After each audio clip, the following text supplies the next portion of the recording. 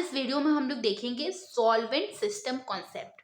Solvent system concept के हिसाब से एसिड वो होता है जो कि कैटायन का कंसंट्रेशन को इंक्रीज करता है। किसी भी सॉल्यूशन में कैटायन की कंसंट्रेशन को जो इंक्रीज करता है वो एसिड होता है, और किसी भी सॉल्यूशन में कैटायन के कंसंट्रेशन को जो डिक्रीज करता है वो बेस होता है। ठीक है, देखते हैं तो हम एग्जाम में लिखेंगे कैसे।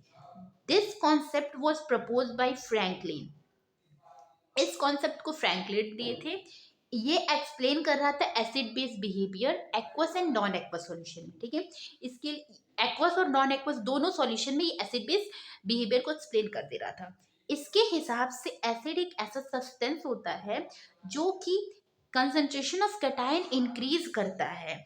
किसी भी सॉल्वेंट में कंसंट्रेशन ऑफ कैटायन इंक्रीज करता है, और बेस वो होता है जो कि कंसंट्रेशन ऑफ एनायन इंक्रीज करता है। ठीक है, मतलब कि कैटायन का कंसंट्रेशन डिक्रीज करता है।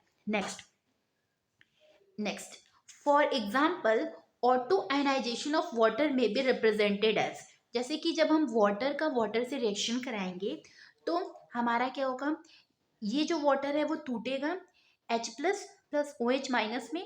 तो क्या होगा कि ये जो हमारा H प्लस और ओ एच माइनस में टूटा, अब ये जो H प्लस है वो जाकर ये वाटर ले लेगा, तो एक हमारा H3O प्लस और ओ एच माइनस, मतलब कि ये हमारा कैटायन सॉल्वेंट कैटायन और ये एनायन, ये कैटायन को इंक्रीज कर रहा है और ये एनायन को इंक्रीज कर रहा है। इसी तरह कुछ और एग्जांपल हैं, आप देख लीजिएगा। नेक्स्ट, इसका लिमिटेशंस क्या होता है। ये कॉन्सेप्ट एक्सप्लेन कर रहा था उसी एसिड बेस रिएक्शन को जिसमें सॉल्वेंट प्रेजेंट हो। ठीक है, this concept explain only those acid base reaction in which solvent is present, मतलब सॉल्वेंट का होना जरूरी है।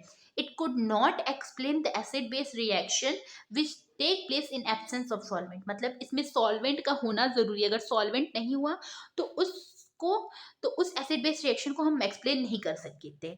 ठीक है, this concept does not explain the acid base reaction in which ions are absent. ठीक है, इसके लिए पहला लिमिटेशन ये है कि सॉल्वेंट होना जरूरी है। अगर सॉल्वेंट रहेगा तभी हम एसिड बेस रिएक्शन को एक्सप्लेन कर सकते हैं।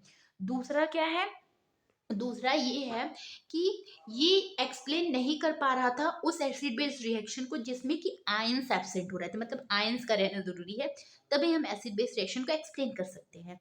तीसरा क्या है कि ये केमिकल प्रॉपर्टीज को सॉल्वेंट की केमिकल प्रॉपर्टीज को अच्छे से एक्सप्लेन किया था, लेकिन जो फिजिकल प्रॉपर्टी है उसको इग्नोर कर दिया था। ठीक है,